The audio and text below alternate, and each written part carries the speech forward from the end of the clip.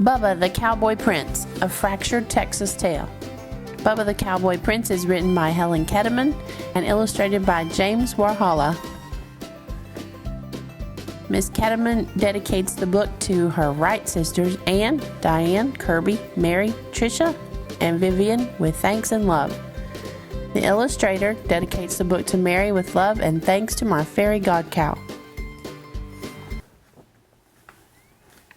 Once, a strapping young feller named Bubba lived on a ranch with his wicked stepdaddy and his hateful and lazy stepbrothers Dwayne and Milton. Bubba's stepdaddy spoiled Dwayne and Milton to no end, but Bubba worked from sunup to sundown doing chores of 3 ranch hands. Bubba never complained, though. He loved ranching. Dwayne and Milton spent their days sitting on horseback, bossing Bubba around. "Get them dobies along there, Bubba," ordered Dwayne. "Yeah, and watch out for them cow patties," added Milton. "You know how Daddy hates for you to track up the house." Now, Miss Lurleen, who lived down the road a piece, was the purtiest and richest gal in the county. She owned the biggest spread west of the Brazos, and she loved ranching too. But it was lonesome work, and after a while she decided it was time for some companionship. "I aim to find myself a feller," she said. "One who loves ranching as much as I do, and it wouldn't hurt if he was cute as a cow's ear either." Miss Lurleen decided to throw a ball. She sent invitations to all the ranchers in Texas. Soon the day of the ball arrived. Milton and Dwayne spent all day getting gussied up in their finest duds. Bubba about ran hisself ragged waiting on them. "Bubba," shouted Dwayne, "fetch my bolo tie." "Bubba," shouted Milton, "get my boots polished." "Bubba," shouted his wicked stepdaddy, "brush them horses and wash that wagon." By the time Dwayne and Milton and their wicked daddy were ready to go, Bubba was exhausted. Still, as they climbed into the wagon, Bubba asked, "Can't you wait for me to get ready? I want to dance with Miss Lurleen too." Dwayne and Milton and their wicked daddy hooted and hollered. "Why, you're sorrier than a steer in a stockyard," said Dwayne. "Can you imagine Miss Lurleen dancing with the likes of you?" said Milton. "Miss Lurleen wouldn't even wipe the dirt clods off her boots with that raggedy shirt of yours, and you smell more like the cattle than the cattle do." Bubba took a look at himself. It was true. He didn't have a decent shirt to wear. His boots were downright disgraceful, and he did smell a bit rough. Milton and Dwayne were right. Miss Lurleen wouldn't dance with the likes of him. Bubba hung his head. He felt lower than a rattlesnake in a gully. Milton and Dwayne and their wicked daddy went on off to the ball. Bubba mounted his horse and headed for the pasture to check on the herd. The sky was getting darker than a black bull at midnight. It looked like a Texas thunderstorm was brewing.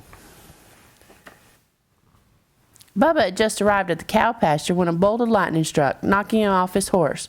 Bubba was stunned for a moment, but when he picked himself up, he heard a voice. "Go to the ball, Bubba," said the voice. Bubba looked around. No one was there except him and the cows. Now Bubba figured he'd bonked the bejeebers out of his bean, 'cause the voice was coming from a cow. She chewed her cud for a moment and then said, "I'm your fairy god cow, and I can help you go to the ball." Bubba sat up, rubbing his head. "I'd like to go, Miss God Cow, but shoot, I don't have a thing to wear." The fairy god cow swished her tail, and Bubba's raggedy clothes changed into the handsomest cowboy duds he'd ever laid eyes on. His jeans were crisp, his boots were shiny, his shirt was dazzling, and his Stetson was whiter than a new salt lick. "Why, I look downright purty," said Bubba. The fairy god cow swished her tail again, and a nearby steer turned into the most beautiful white stallion Bubba had ever seen.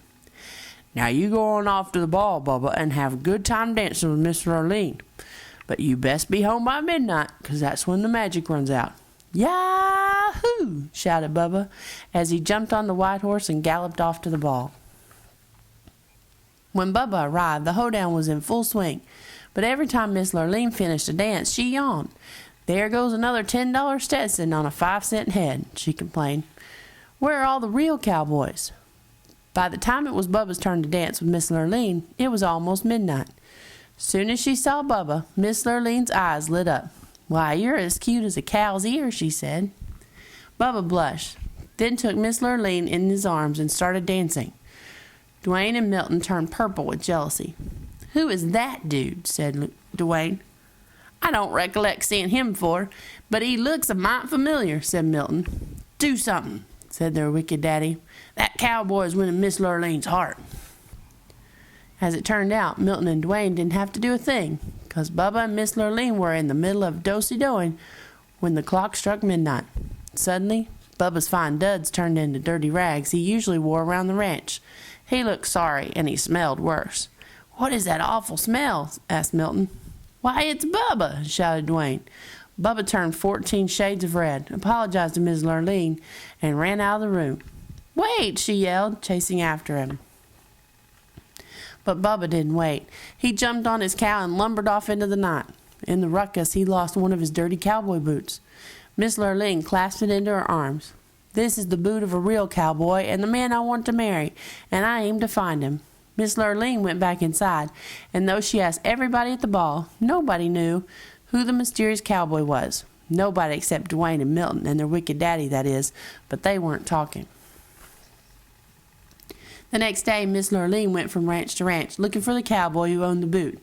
When she came to Dwayne and Milton's ranch, both brothers tried the boot on, but it didn't fit. Miss Lurleen had just climbed on her horse to leave when Bubba rode up. He was dirty and sweaty and smelly from working with the cows, and he was only wearing one boot. Miss Lurleen jumped off her horse and ran over to Bubba. "Try this on," she cried. Bubba took his dirty old boot and pulled it on. "Much obliged, ma'am," he said, blushing. It fit perfectly. "You're my prince in cowboy boots," shouted Miss Lurleen. "I'd recognize that smell anywhere. Marry me, cowboy, and help me work my ranch." Dwayne and Milton and their wicked daddy threw chicken fits. But Bubba just smiled, and he and Miss Lurleen rode off into the sunset. They lived happily ever after, roping and cow poking and getting them dogies along.